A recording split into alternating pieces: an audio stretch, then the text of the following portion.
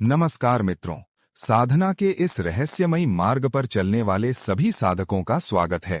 कहा जाता है, संसार में कुछ ऐसी अदृश्य शक्तियां भी विद्यमान हैं जो केवल भाग्य बदलने का सामर्थ्य ही नहीं रखती, बल्कि एक निर्धन को पल भर में धनवान बना देती हैं। क्या आपने कभी सुना है उन दिव्य यक्षिणियों के बारे में, जो स्वयं धन और ऐश्वर्य की अधिष्ठात्री मानी जाती हैं, जिनके चरणों में झुककर साधक अनंत वैभव, असीम धन और अदृश्य खजानों का आशीर्वाद प्राप्त करता है? मित्रों, आज हम प्रवेश करने जा रहे हैं उस अलौकिक लोक में, जहां एक ऐसी यक्षिणी का वास है जिन्हें धनदा यक्षिणी के नाम से जाना जाता है।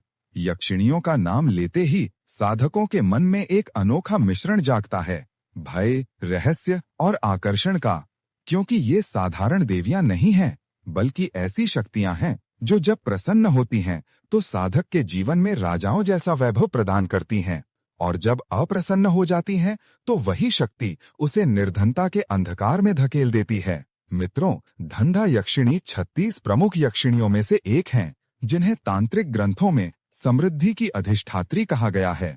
कहा जाता है कि जब समुद्र मंथन के समय लक्ष्मी जी प्रकट हुईं, तो उनके तेज का एक अंश अलग हुआ और उसी अंश से धनदा यक्षिणी का जन्म हुआ।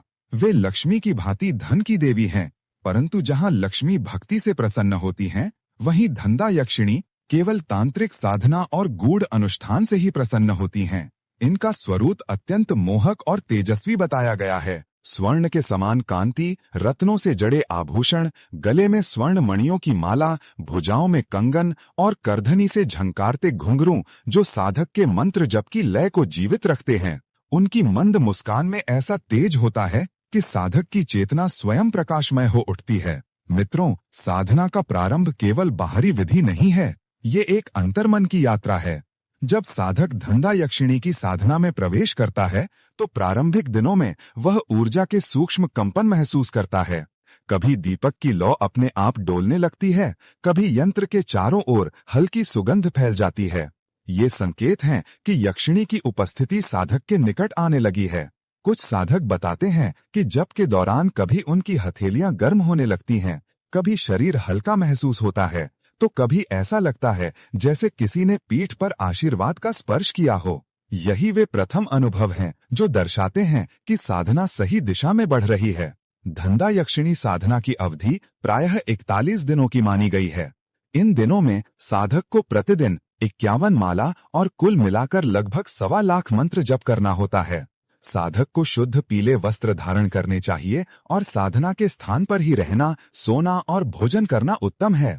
पूरे काल में पूर्ण ब्रह्मचर्य, सात्विक आहार और मौन पालन आवश्यक है। साधना के पहले दिन साधक को गणपति पूजन, गुरु पूजन और इष्ट देव का ध्यान करना चाहिए। फिर धनदा यक्षिणी यंत्र की प्रतिष्ठा कर पीले फूल, धूप, दीप और चंदन से पूजन करें। हाथ में जल लेकर संकल्प करें, मैं अमुक नाम का साधक पूर्ण श्रद्धा से धनदा यक्षिणी साधना का 41 दिन तक अनुष्ठान करूंगा। मुझे धन, वैभव और सिद्धि की प्राप्ति हो। जैसे जैसे साधना आगे बढ़ती है, साधक के जीवन में सूक्ष्म परिवर्तन शुरू हो जाते हैं। मन शांत होने लगता है, भय दूर होता है और भीतर एक दिव्य आत्मविश्वास जन्म लेता है। रात के समय कभी स्वप्न में किसी स्वर्ण प्रकाश या स्त्री स्वरूप का दर्शन होना एक स्पष्ट संकेत होता है कि यक्षिणी साधक के पास आ चुकी हैं। मित्रों, जब साधक का जप पूर्ण होने के समीप होता है तो कुछ विशिष्ट लक्षण प्रकट होते हैं, जैसे बिना कारण मन में प्रसन्नता, घर में धन संबंधी कार्यों में सफलता या अचानक किसी पुराने कर्ज का उतर जाना। ये सब सिद्धि के प्रारंभिक संकेत होते हैं। और जब यक्षिणी पूर्णतः प्रसन्न हो जाती हैं, तो साधक के स्वप्न में वे स्वयं प्रकट होती हैं, कभी स्वर्ण कमल पर बैठी, कभी प्रकाश के रूप में। वो या तो स्वर्ण कलश दिखाती हैं या कोई चाबी या रत्न अर्पित करती हैं। यह इस बात का प्रतीक होता है कि साधक को अब धन और स्थायी सिद्धि प्राप्त हो चुकी है। सिद्धि के बाद साधक का व्यक्तित्व बदल जाता है। उसके चेहरे पर तेज और वाणी में मिठास आ जाती है। उसके निर्णय सफल होने लगते हैं और जहां पहले अंधकार था, वहां अब प्रकाश ही प्रकाश होता है। कई सिद्ध साधक बताते हैं कि सिद्धि के बाद वे कभी धन की कमी नहीं महसूस करते। न केवल पैसा, बल्कि मानसिक संतुलन और आत्मिक सुख भी प्राप्त होता है। परंतु मित्रों, ये याद रखना आवश्यक है कि धनदा यक्षिणी साधना केवल धन पाने के लिए नहीं, बल्कि धन के सही उपयोग की चेतना जगाने के लिए है। यदि साधक इस शक्ति का उपयोग धर्म, सेवा और दान में करता है तो यह सिद्धि स्थायी और शुभ होती है। लेकिन यदि वह लोभ, पाप या अहंकार में फंस जाए तो वही शक्ति उसके जीवन से धन और शांति दोनों छीन लेती है। इसलिए साधक को सदा विनम्र रहना चाहिए। मित्रों, आज मैं आपको सुनाने जा रहा हूँ एक ऐसा अनुभव जो सुनने में भले ही अविश्वसनीय लगे, लेकिन यह एक वास्तविक साधिका प्रीति का अनुभव है। प्रीति जी ने धंधा रतिप्रिय यक्षिणी साधना के माध्यम से अपने जीवन को अंधकार से प्रकाश में बदल दिया। आइए सुनते हैं उनकी साधना की ये रहस्यमयी यात्रा। प्रीति एक साधारण लड़की थी। दिल में विश्वास था पर जीवन में संघर्ष भरा हुआ था। हर प्रयास अधूरा रह जाता, हर सफलता अधर में अटक जाती। नौकरी में रुकावटें, घर में आर्थिक संकट और मन में एक सवाल, आखिर उसकी मेहनत का फल उसे क्यों नहीं मिल रहा। एक दिन वह अपने शहर के बाहर स्थित एक पुराने शिव मंदिर में पहुंची। वहां उसकी मुलाकात हुई एक शांत रहस्यमयी व्यक्ति से, पंडित त्रिलोचन जी, जो गूढ़ तांत्रिक साधनाओं के ज्ञाता थे। पंडित जी ने उसकी आंखों में देखा और बोले, बेटी, तुम्हारे चारों ओर धन का प्रवाह रुक गया है, लेकिन भाग्य का द्वार अभी बंद नहीं हुआ। अगर तुम धैर्य रखो, श्रद्धा रखो, तो धंधा रतिप्रिया यक्षिणी तुम्हें धन और सिद्धि दोनों प्रदान कर सकती हैं। प्रीति ने आश्चर्य से पूछा, पंडित जी, क्या ये संभव है? कोई देवी सचमुच मेरे भाग्य को बदल सकती है? पंडित जी मुस्कुराए और बोले, देवी नहीं बेटी, शक्ति। शक्ति जो केवल योग्य साधक को स्वीकार करती है। यदि तुम मन से शुद्ध और निश्चयी हो तो यक्षिणी स्वयं तुम्हें चुनेंगी। और उसी दिन से शुरू हुई प्रीति की साधना यात्रा। पंडित जी ने उसे निर्देश दिया, पीले वस्त्र पहनना, स्वर्णाक्षरों से लिखे धंधा रतिप्रिया यंत्र की स्थापना करना और रात के पहले पहर में 108 दीपक जलाना। हर रात वो यंत्र के सामने बैठती, धीरे धीरे अपनी श्वास को स्थिर करती और मन में जप करती, धंधा रतिप्रिया यक्षिणी, मेरा भाग्य बदल, मेरा भाग्य बदल, मेरा भाग्य बदल। पहले कुछ दिनों तक सब सामान्य रहा, परंतु 7वें दिन से ही वातावरण बदलने लगा। कमरे में एक हल्की सुगंध फैल गई, जैसे किसी ने चंदन और कमल का अर्पण किया हो। दीपक की लौ बिना हवा के हिलने लगी और प्रीति को लगा जैसे कोई अदृश्य उपस्थिति उसके पास है। एक रात जप के दौरान उसे महसूस हुआ जैसे कोई कोमल स्पर्श उसके सिर पर हुआ हो। उसने आंखें खोलीं तो कमरे में सुनहरी आभा फैल रही थी। वह घबराई नहीं, बल्कि उसकी आंखों से स्वतः आंसू बह निकले। वह समझ गई कि यही वही शक्ति है जिसे पाने के लिए वह साधना कर रही थी।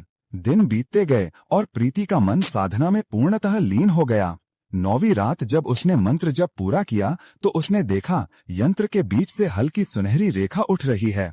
वह रेखा धीरे धीरे एक मोहक तेजस्वी स्वरूप में बदल गई। उसका शरीर स्वर्ण के समान चमक रहा था, आंखों में करुणा थी और ओठों पर एक रहस्यमयी मुस्कान। वह थी धंधा रतिप्रिया यक्षिणी। प्रीति निःशब्द हो गई। उसके सामने वो दिव्य स्वरूप खड़ा था जिसकी आभा से पूरा कमरा प्रकाश से भर गया। धीरे से वो स्वरूप बोला, प्रीति, तुम्हारा जप सुनाई देता है। तुम्हारी श्रद्धा ने मुझे बांध लिया है। बताओ, मुझसे क्या चाहती हो? प्रीति की आंखें नम थीं। कंप कपाती आवाज में उसने कहा, माँ, मेरे जीवन में प्रकाश ले आओ। मुझे वो सामर्थ्य दो जिससे मैं स्वयं भी आगे बढ़ सकूं और दूसरों के जीवन में भी उजाला ला सकूं। यक्षिणी मुस्कुराई और बोली, तुम्हें केवल धन नहीं बल्कि रतिप्रिया सिद्धि प्रदान करती हूँ। यह सिद्धि तुम्हें आकर्षण, आत्मविश्वास और धन का प्रवाह देगी। जहाँ तुम जाओगी सफलता तुम्हारे पीछे चलेगी। लेकिन ध्यान रहे, इस शक्ति का उपयोग केवल सद्भाव और सेवा के लिए करना।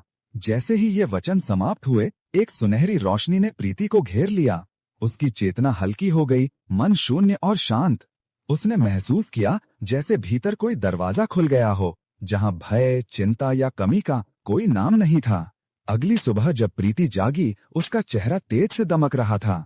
उसके भीतर से भय और बेचैनी जैसे गायब हो गए थे।